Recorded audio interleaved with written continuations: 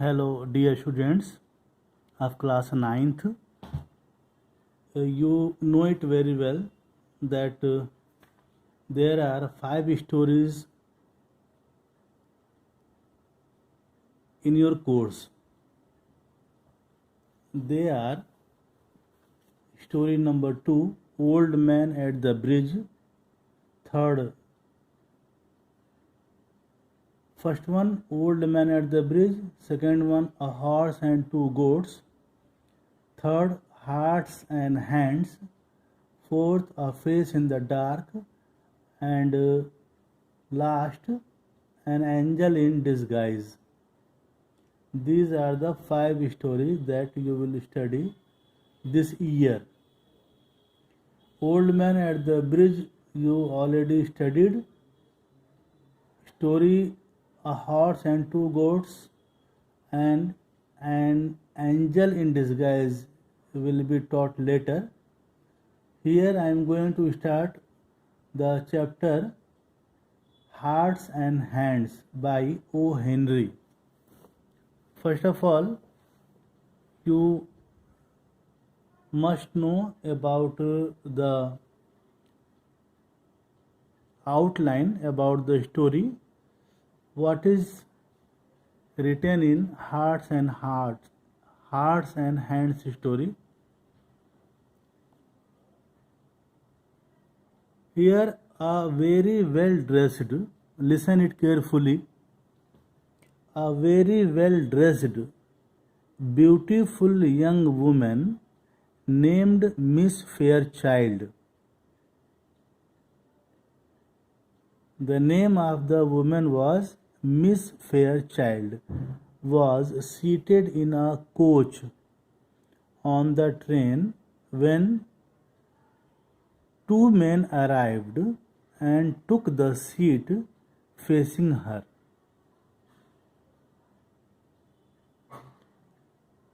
A very well dressed, elegantly dressed, gracefully dressed, fine dressed, beautiful young woman named Miss Fairchild was seated in a coach on the train when two men arrived and took the seat facing her. One of them was handsome with a bold expression. There were two men. One of them was handsome with a bold expression. He was a very bold person. And the other was a roughly dressed, heavily built person, very stout, strong person. They were handcuffed together. It soon became apparent that the young woman knew one of them. Two persons came and seated facing her. One of them was known to the young woman, Miss Fairchild. She spoke to him, addressing him as Mr. Easton. Mr. Easton was known to her. So she spoke to him, addressing him as Mr. Easton. Means there were two persons. One person's name was Mr. Easton. She was surprised to see him handcuffed. As he was handcuffed, so Miss Fairchild was surprised. She greeted him and asked him whether he did not recognize her. The man, hearing her impressive voice, became alert and appeared somewhat embarrassed. He took her hand with his left hand. Mind it. He took her hand with his left hand, smiled at her, and asked to be excused for not shaking hand with his right one.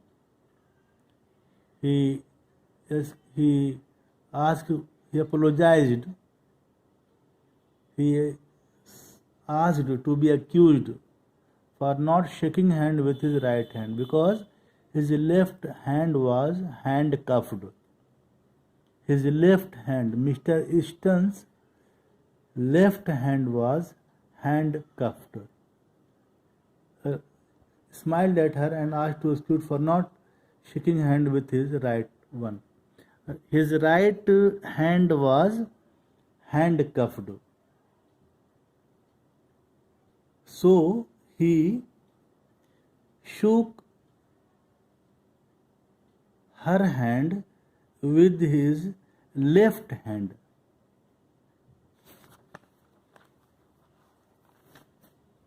Easton raised his right hand, bound at the wrist with the shining handcuffs, to the left one of his companion. Here, pay attention. Easton raised his right hand, bound at the wrist with the shining handcuffs, to the left one of his companion.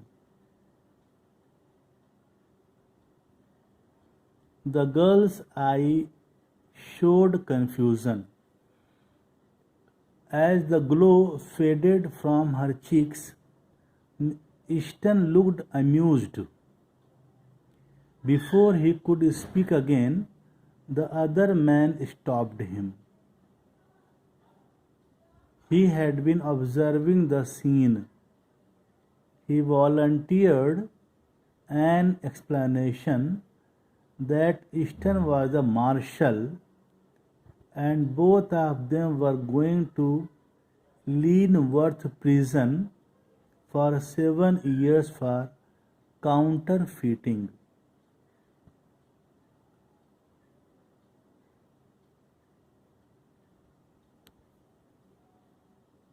The color returned to the girl's cheeks. She was relieved to learn that the young man she knew was a marshal.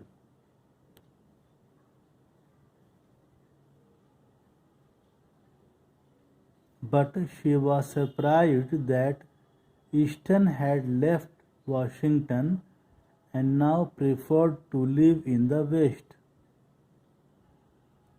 She told him that his old friends missed him. She continued to talk and stare at the handcuffs. The rough-looking man told her not to worry about those things.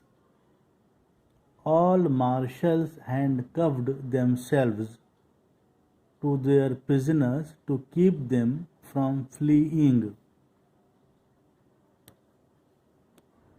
So Easton had done this too. When the girl inquired whether they would see Easton in Washington soon, the man declines. She went on to say that she liked the West and could live here forever. The glum-faced man wanted to have a smoke and a drink. They went to the smoker car. After bidding goodbye to Miss Fairchild, 2 passengers were seated nearby. They were listening to the conversation of these 2 men. One remarked that Mr. Easton seemed too young to be a marshal.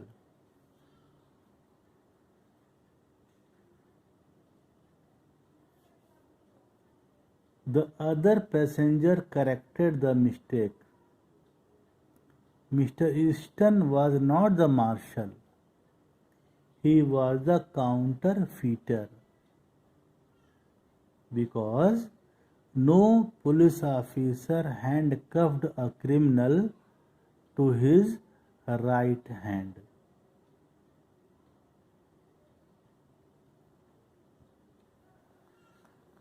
This is all about the story Hearts and Hands. Explanation will be done tomorrow. Thank you so much. Hello, dear students of class 9th. You know it very well that there are 5 stories in your course. They are story number 2, Old Man at the Bridge. First one, Old Man at the Bridge. Second one, A Horse and Two Goats. Third, Hearts and Hands. Fourth, A Face in the Dark. And last, An Angel in Disguise. These are the 5 stories that you will study this year. Old Man at the Bridge you already studied.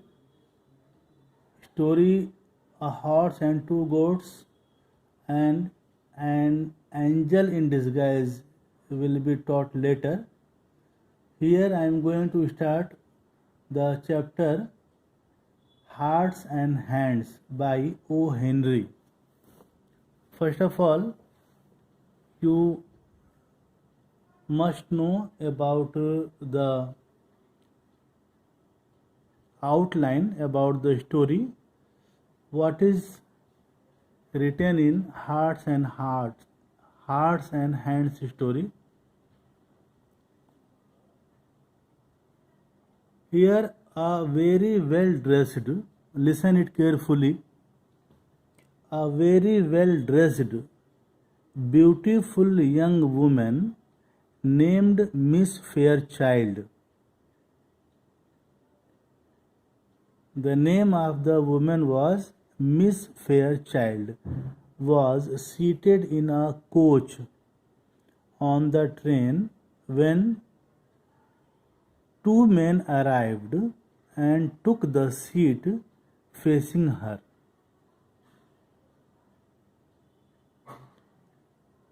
A very well dressed, elegantly dressed, gracefully dressed, fine dressed,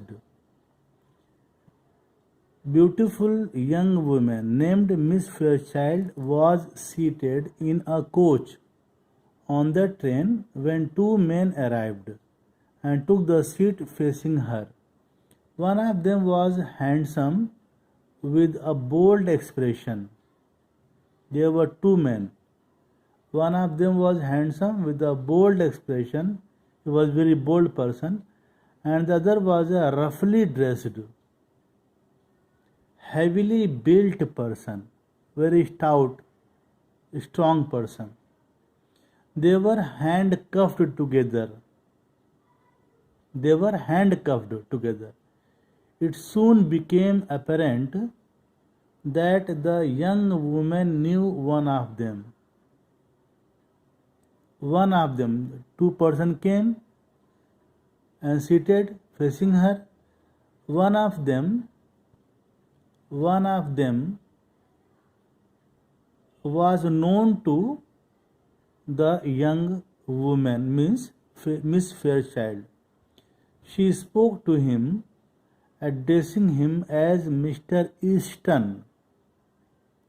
Mr. Easton was known to her.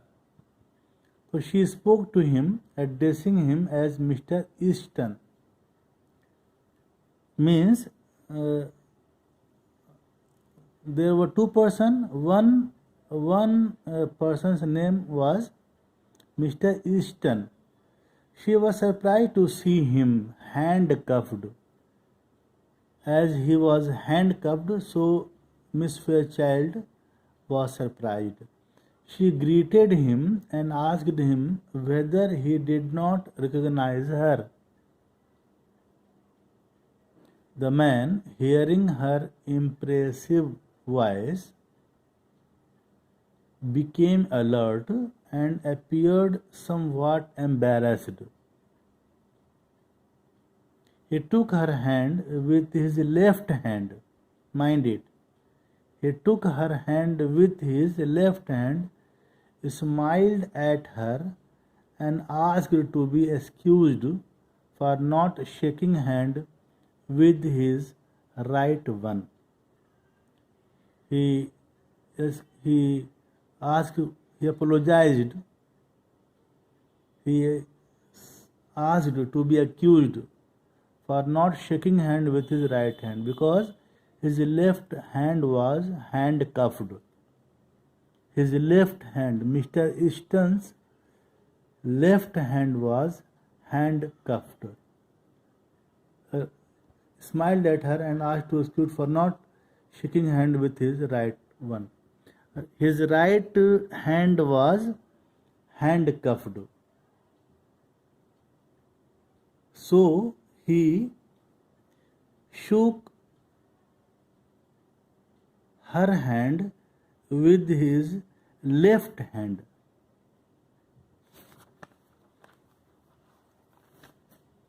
Easton raised his right hand, bound at the wrist with the shining handcuffs, to the left one of his companion. Here pay attention. Easton raised his right hand, bound at the wrist with the shining handcuffs, to the left one of his companion. The girl's eye showed confusion. As the glow faded from her cheeks, Easton looked amused. Before he could speak again, the other man stopped him. He had been observing the scene. He volunteered an explanation that Easton was a marshal and both of them were going to Leavenworth prison for 7 years for counterfeiting.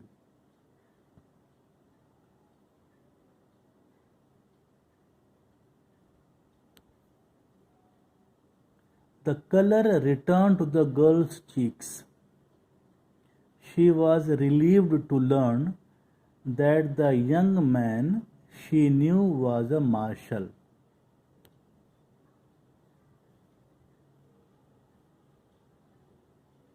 But she was surprised that Easton had left Washington and now preferred to live in the West. She told him that his old friends missed him. She continued to talk and stare at the handcuffs. The rough-looking man told her not to worry about those things. All marshals handcuffed themselves to their prisoners to keep them from fleeing. So Easton had done this too. When the girl inquired whether they would see Easton in Washington soon, the man declines. She went on to say that she liked the West and could live here forever. The glum-faced man wanted to have a smoke and a drink. They went to the smoker car. After bidding goodbye to Miss Fairchild, 2 passengers were seated nearby. They were listening to the conversation of these 2 men. One remarked that Mr. Easton seemed too young to be a marshal.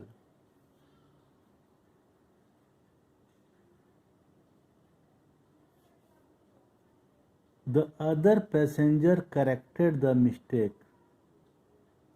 Mr. Easton was not the marshal, he was the counterfeiter,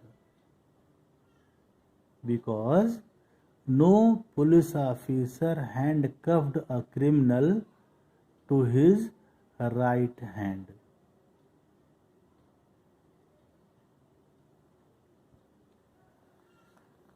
This is all about the story Hearts and Hands. Explanation will be done tomorrow. Thank you so much.